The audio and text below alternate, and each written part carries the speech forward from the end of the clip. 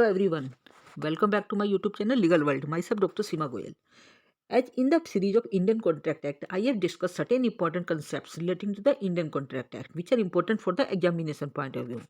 Today in this video, I am going to discuss about the certain important concepts relating to the quasi contracts. Here the certain contracts is no offer, no acceptance, but these are relations resembling those created by the contracts. Section 68 to 72 of the Indian Contract Act deals with the certain relations resembling those created by the contracts, and these contracts are known as quasi contracts. Quasi contracts almost a contract that is created by the law for reasons of justice without any expression of assent, and the quasi contractual obligations are based on the principle that law as well as justice should try to prevent the unjust enrichment. This means enrichment of one person on the cost of another, or to prevent a man from retaining the money of or some benefits derived from another, which is against the conscience that he should keep. यदि हम गर्भित अनुबंधों की बात करते हैं या quasi contracts की बात करते हैं जिन्हें हम गर्भित अनुबंध के नाम से जानते हैं, सामान्य ये कुछ ऐसे अनुबंध होते हैं जिनका निर्माण प्रस्ताव एवं स्वीकृति से नहीं होता। यहाँ पे ना तो प्रस्ताव की जरूरत है, ना ही स्वीकृति की जरूरत है। जिस तरह से, क्योंकि यदि हम सामान्य अनुबंध की बात करते हैं तो वहाँ पे प्रस्ताव एवं स्वीकृति आवश्यक होती है, परंतु हमारे लॉ के अनुसार कुछ ऐसे कॉन्ट्रैक्ट भी होते हैं, कुछ ऐसे अनुबंध भी होते हैं जो पक्षकारों के बीच बिना किसी प्रस्ताव एवं स्वीकृति के भी हो जाते हैं। ऐसे अनुबंध वैधानिक अनुबंधों की बात ही दायित्व उत्पन्न करते हैं। कानून भी इन्हें अनुबंध मानता है और इनका निर्माण इस आधार पर समझौता न होकर राजनयिक आधार होता है। If we talk about the quasi contracts, section 68 to section 72 of the Indian Contract Act deals with the quasi contracts. If we talk about section 68, that deals with claim for necessities supplied to a person incapable of contracting or on his account. This means if a person incapable of entering into the contract or anyone whom he is legally bound to be supplied by another person with the necessity that is essential for the life, that is suited to the conditions in life, then the person who has furnished such supplies which is entitled to the reimbursement. This means यदि कोई भी व्यक्ति, यदि किसी भी व्यक्ति को कुछ ऐसी वस्तुएं प्रदान करता है जो उसके जीवन को जीने के लिए जरूरी है, मीन्स यहाँ पर हम ये कहेंगे कि यदि कोई व्यक्ति किसी अनुबंध के अयोग्य घोषित है, क्योंकि वो अनुबंध करने के अयोग्य है, जिसकी वजह से वो किसी पर आश्रित है और उस आश्रित व्यक्तियों के बीच जीवन स्तर के अनुरूप उसको यदि आवश्यकताओं की पूर्ति कराई जाती है, तो वो अयोग्य व्यक्तियों की संपत्ति में ऐसे वस्तुओं का मूल्य प्राप्त करने का अधिकारी हो जाता है।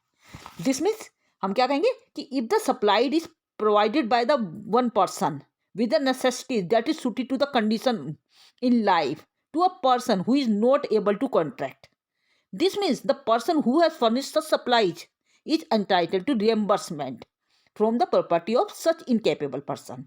That is defined under section 68. Means यहाँ पर यदि किसी व्यक्ति ने किसी भी दूसरे व्यक्ति को जो कहीं ना कहीं कॉन्ट्रैक्ट करने के लायक नहीं है, यदि उसको नेसेसिटीज जो उसके जीवन को जीने के लिए जरूरी है, यदि वो नेसेसिटीज उसे प्रोवाइड करवाई है, तो ऐसी स्थिति में वो जो व्यक्ति इनकेपेबल पर्सन है जिसको वो सप्लाईज प्रोवाइड कराई गई है जो उसके जीवन के लिए जरूरी थी, तो वहाँ पर वो अपनी जो भी उसने मतलब वहाँ पे जो भी उसने पूर्ति करी है जितने भी अमाउंट की, वो उसकी पूर्ति उस व्यक्ति की प्रॉपर्टी से, उस व्यक्ति की संपत्ति से वो उसका प्राप्त करने का अधिकारी माना जाता है।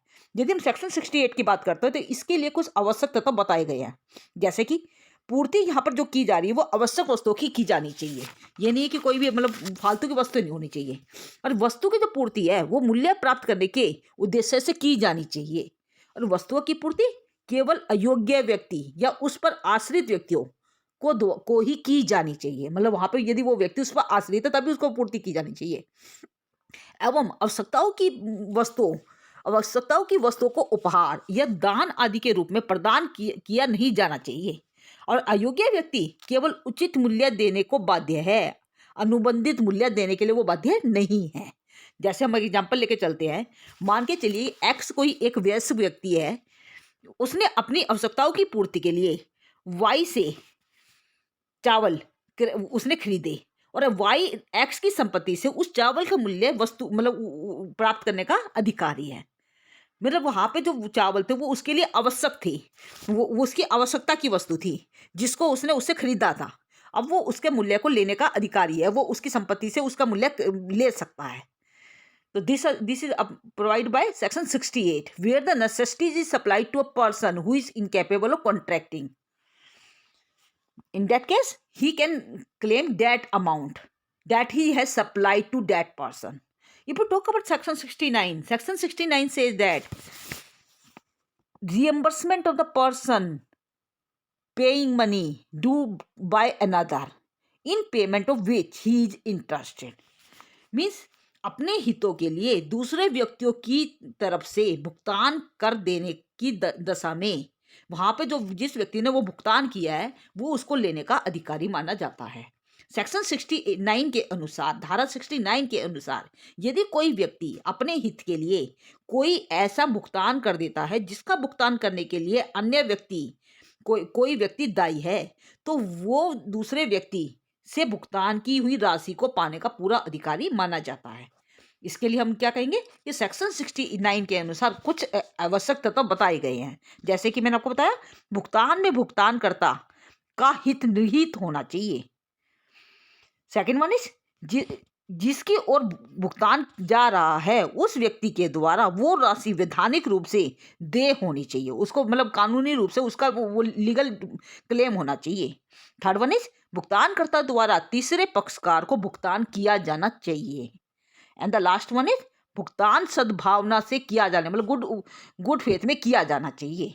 यदि ये सारे तत्व शामिल है तभी हम कहेंगे कि सेक्शन 69 के अनुसार वो क्वाज़ी कॉन्ट्रैक्ट क्रिएट होगा और वहां पे वो उसकी संपत्ति से वो उस व्यक्ति की राशि पाने का अधिकारी होगा। जैसे हम उदाहरण लेके चलते हैं, मान के चलो एक्स ने वाई को पट्टे पर जमीन दी और वाई का म्यूनिसिपल का जो वहां पे जो म्यूनिसिपल जो कुछ अमाउंट था जो उसको देना था, उसकी जमीन की नीलामी करने की घोषणा जैसे ही उसको पता चली कि उसकी जमीन की नीलामी होने वाली है, जमीन की नीलामी रोकने के लिए एक्स ने वो राशि वाई की तरफ से खुद अदा कर दी कि जिससे कि उस जमीन की नीलामी ना हो पाए। तो कानूनी रूप से यदि हम देखें तो यहाँ पर एक्स भुगतान की हुई राशि जो उसने वाई के लिए भुगतान की है, वाई से पाने का पूरा अधिकारी है according to section 69 of the Indian contract act. Thus, according to section 69, we can say that when a person shows his interest in making the payment and also pays for it, while the person for whom he has paid is bound and liable to pay for the same, but fails to pay, the person who is making the payment, he is entitled and can claim such money by the person who is bound to pay. So this is about the section 69. This means according to section 69, liability can arise. For it, there are certain requirements that must be fulfilled. कौन सी requirement हो सकती है? Number 1, payer must be interested. Means firstly we can say that the person who has paid the money but not bound to pay should be interested in making the payment. And the second essential is but he is not bound to pay. Means secondly, that is it is necessary that the person who has paid the money should not be bound to pay. If we talk about the third essential requirement, that is defendant should be under legal compulsion to pay. Means thirdly we can say that a person who has failed to pay should be bound to pay the money. And the payment must be made by one person to another. भी वहाँ पे एक व्यक्ति के द्वारा दूसरे की payment की गई है। Last is the person who has paid the money who has made the payment to another and not to himself. तो these are the certain essential requirements to fulfil the section 69 requirement. यहाँ पे section 69 के तहत ये जो अनुबंध है, जो क्वासी कॉन्ट्रैक्ट है, ये तभी फॉर्म होगा यदि ये रिक्वायरमेंट पूरे होते होंगे। वहाँ पे एक व्यक्ति ने दूसरे व्यक्ति के लिए इसलिए पे किया क्योंकि वो उसमें इंटरेस्टेड था और परंतु वो बाउंड नहीं था पे करने के लिए, और वहां पे जो डिफेंडेंट था वो एक लीगल कंपल्सन में था कि उसको वो पे करने ही थे, और वहां पे उस व्यक्ति के द्वारा दूसरे व्यक्ति के द्वारा उस व्यक्ति की पेमेंट की गई हो। तो ऐसी स्थिति में यहाँ पे हम कहेंगे कि सेक्शन 69 के अनुसार यहाँ पे एक क्वासी कॉन्ट्रैक्ट फॉर्म हो जाएगा और वहां पे जो पेमेंट उसने दूसरे व्यक्ति के लिए की है वो उसको लेने के लिए लाइबल है। If we talk about the next type of quasi contract, that is according to section 70, obligation of the person enjoying the benefit of non gratuitous act According to Section 70 of the Indian Contract Act, where a person is allowed to does anything for the another person or delivers anything that is not intending to do so gratuitously, and such other person enjoys the benefit thereof, the latter is bound to make the compensation to the former in respect of the or to restore the third someone who has delivered.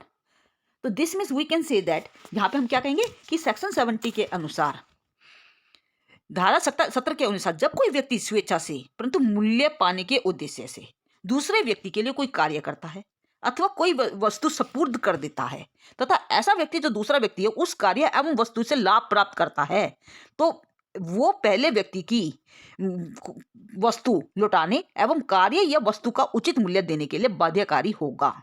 जिसमें यदि हम section 70 की बात करते हैं तो section 70 के अनुसार कार्य वैधानिक रूप से किया होना चाहिए और यहाँ पर परिस्थितियाँ ऐसी होनी चाहिए जिसमें कार्य करने वाले का कार्य न्याय उचित होना चाहिए, न्याय के अनुसार सही होना चाहिए और कार्य करने वाले की भावना परिसार्मिक पाने की होनी चाहिए। वहाँ पे मतलब उसका मूल्य पाना चाहता है। और यदि हम ये कहें कि दूसरा जो पक्षकार है, दूसरे पक्षकार को ऐसे कार्य से कोई लाभ प्राप्त होना चाहिए जो दूसरा व्यक्ति है उसने उससे लाभ प्राप्त किया हो और कार्य दूसरे पक्षकार की इच्छा के विरुद्ध नहीं होना चाहिए। जैसे हम एग्जांपल लेते हैं, मान के चलो कि एक्स कोई एक व्यक्ति है जो गाड़ी से उतरता है और वहाँ पे एक वाई नाम का कुली है। वाई वो जैसे ही एक्स गाड़ी से उतरता है वो उसका सामान, वाई जो कुली है वो कहता है कि मैं लेके चलता हूँ और वो उसने सामान उठाया और उसका सामान उसकी गाड़ी तक पहुँचा दिया और वहाँ पे उसने एक्स ने कोई उसके संबंध में उसका विरोध भी नहीं किया और वहाँ पे उसने कुछ भी नहीं कहा और जैसे ही वो सामान पहुँचा के अपनी पेमेंट मांगता है, कुली जो अपनी सामान पहुँचाने का जो पारिश्रमिक मांगता है वो एक्स उसे देने से मना कर देता है। तो एक्स ऐसा नहीं कर सकता क्योंकि उसने जब उसने सामान उठाया था या तो वो उससे तभी मना करता और उसने इसका मतलब उसने मना नहीं किया तो इसका मतलब वहाँ पे वो उसका लाभ लेना चाह रहा था और जैसे उसने उसका लाभ लिया नेचुरली उसको उसका पारिश्रमिक देना ही पड़ेगा, उसने उससे फायदा लिया है। तो हम ये कह सकते हैं कि यहाँ पर क्योंकि उसने कार्य पारिश्रमिक पाने के उद्देश्य से किया था, वहाँ पे जो कुली ने वहाँ पे जो सामान उठाया था नेचुरली वो पारिश्रमिक पाना चाहता था उसके लिए और उस पहले वाले व्यक्ति ने उसका लाभ ले भी लिया और उसकी यदि उसकी इच्छा के विरुद्ध होता तो नेचुरली वो उसको मना करता। तो यदि आप यहाँ पे ऐसा नहीं हुआ नेचुरली तो वो उसको उसका पारिश्रमिक देना पड़ेगा। तो यहाँ पे उन दोनों के बीच में एक तरह से क्वासी कॉन्ट्रैक्ट फॉर्म हो जाएगा। तो हम एक एग्जांपल और ले सकते हैं कि एक्स भूल से कोई माल वाई के घर पे छोड़ देता है। मान के चलो एक्स ने कोई सामान खरीदा और वो गलती से वाई के घर पे छोड़ आया। वाई अब उस माल को जो एक्स ने उसके घर पे छोड़ दिया है उसका पूरा फायदा उठा लेता है, उसका उस माल को अपने माल की तरह ट्रीट कर लेता है, यूज करता है। तो वहां पर वाई एक्स के माल का जो भुगतान करने के लिए बाध्य है क्योंकि उसने उसका पूरा फायदा लिया है जो उसको गलती से उसके सब घर पे छोड़ा गया था। उदाहरण स्वरूप हम ले सकते हैं कि मान के चलो ए कोई व्यक्ति है और वो मार्केट में घूम रहा है। जब वो मार्केट में घूम रहा है उसको किसी बी नाम के व्यक्ति का एक पर्स मिलता है जिसके अंदर 1000 रुपये का नोट है और उस पर उसका विजिटिंग कार्ड भी है। तो वो जो ए व्यक्ति है वो बी को उसकी रिस्पॉन्सिबिलिटी बनती है कि वो बी को ढूंढ कर या बी का पता लगाकर उसका पर्स उसे वापस लौटा दे और उसको संभाल के रखे जब तक कि बी नहीं मिलता और पता लगाने पर वो उसको सौंप दे। परंतु यहाँ पर यदि ए मोहन का पता लगाने के लिए कुछ रुपए व्यय करे, कुछ रुपया उसे खर्च करना पड़ता है, तो ऐसी स्थिति में बी के मिल जाने पर वो बी को ए को वो पैसे लौटाने होंगे जो उसे उसको ढूंढने में खर्च करने पड़े हैं। यदि बी उस पैसे को वापस लौटाने से मना कर देता है तो ऐसी स्थिति में जो ए है वो बी का पर्स अपने पास रोक सकता है कि भैया पहले आप मेरा ये पैसा वापस लौटाइए जो मुझे आपको ढूंढने में खर्च करना पड़ा है। Another type of quasi contract that is defined under section 72, that is payment of money or delivered by of goods by mistake or under coercion, means गलती या उत्पीड़न के अंतर्गत यदि किसी माल की सुपुर्दगी दे दी गई है तो ऐसी स्थिति में हम ये कहेंगे कि उस व्यक्ति को जिसे भूल से या उत्पीड़न द्वारा किसी वस्तु की सुपुर्दी प्राप्त हो गई है अथवा धन का भुगतान प्राप्त हुआ है तो उसे वापस उसे लौटा देना चाहिए अथवा उसका उचित मूल्य दे देना चाहिए। Thus conclusively we can say that there are 5 types of quasi contracts। जैसे मैंने आपको बताया कि क्वासी कॉन्ट्रैक्ट एक ऐसा कॉन्ट्रैक्ट है जिसका निर्माण प्रस्ताव एवं स्वीकृति के द्वारा नहीं होता परंतु वहां पर किसी भी कानून के द्वारा उनके ऊपर एक अनुबंध उनके ऊपर डाल दिया गया है, जो बिल्कुल कॉन्ट्रैक्ट की तरह ही समझा जाएगा। यहाँ पे पक्षकारों के बीच बिना किसी प्रस्ताव एवं स्वीकृति के अनुबंध उत्पन्न हो जाता है। इस तरह के जो अनुबंध होते हैं उन्हें हम क्वासी कॉन्ट्रैक्ट के नाम से जानते हैं। और यहाँ पर जो अनुबंधों की भांति, सामान्य अनुबंधों की भांति दायित्व उत्पन्न हो जाएगा और कानून भी इसे अनुबंध मान के चलेगा। इसका निर्माण का जो आधार होता है वो समझौता न होकर राजनियम होता है, जैसे मैंने आपको बताया था। इस तरह के जो अनुबंध हैं इनको गर्भित अनुबंधों के नाम से भी जाना जाता है। ये मैंने आपको बताया 5 तरह के क्वासी कॉन्ट्रैक्ट बताए हैं, जैसे कि मैंने आपको बताया सेक्शन 68, 69, 70, 71 एंड 72। सेक्शन 68 के अनुसार अनुबंध करने में समर्थ व्यक्तियों की, यदि जो ऐसे व्यक्ति जो समर्थ व्यक्ति हैं उनकी आवश्यकताओं की पूर्ति की जा रही है, यदि अनुबंध करने में जो समर्थ व्यक्तियों की आवश्यकताओं की यदि पूर्ति की जाती है तो वहां पे सेक्शन 68 के अनुसार एक क्वासी कॉन्ट्रैक्ट फॉर्मेशन हो जाता है। दूसरा मैंने आपको बताया, अपने हितों के लिए दूसरे व्यक्तियों की तरफ से यदि भुगतान करने की दशा में एक क्वासी कॉन्ट्रैक्ट फॉर्मेशन होता है, जो सेक्शन 69 के अनुसार होगा। सेक्शन 70 के अनुसार स्वेच्छा से किंतु मूल्य पाने लेने की भावना से यदि कोई कार्य किया जाए तो वहाँ पे मतलब आप किसी भी ग्रेचुअस एक्ट नहीं कर रहे हैं, वहाँ पर आप स्वेच्छा से वहाँ पे पारिश्रमिक पाना चाहते हैं, इसलिए आपने कोई कार्य किया है, तो वहाँ पे भी क्वासी कॉन्ट्रैक्ट की फॉर्मेशन होती है according to section 70 of the Indian contract act. और अकॉर्डिंग टू सेक्शन 71 माल पाने की का उत्तरदायिता, वहाँ पे भी क्वासी कॉन्ट्रैक्ट फॉर्मेशन होता है। और लास्ट वन इज सेक्शन 72 के अनुसार, जहाँ पर गलती या उत्पीड़न के कारण कोई किसी भी माल की सुपुर्दगी कर दी गई है तो ऐसी स्थिति में भी एक क्वासी कॉन्ट्रैक्ट का फॉर्मेशन होगा। तो these are the 5 types of quasi contract that is described under section 68, 69, 70, 71 and 72। 5 तरह के क्वासी कॉन्ट्रैक्ट का जिक्र किया गया है, जहाँ पर कोई कॉन्ट्रैक्ट ना होते हुए भी दायित्व उत्पन्न होगा और ये सामान्य मतलब अनुबंधों की तरह ही वहाँ पे दायित्व माना जाएगा। तो ये मैंने आपको बताया 5 तरह के quasi contract. These was all about the quasi contract. This is one of the most important question for the examination point of view. If you have any doubt, then you must put down in the comment section. And don't forget to like, share and subscribe this channel for the further update. Thank you.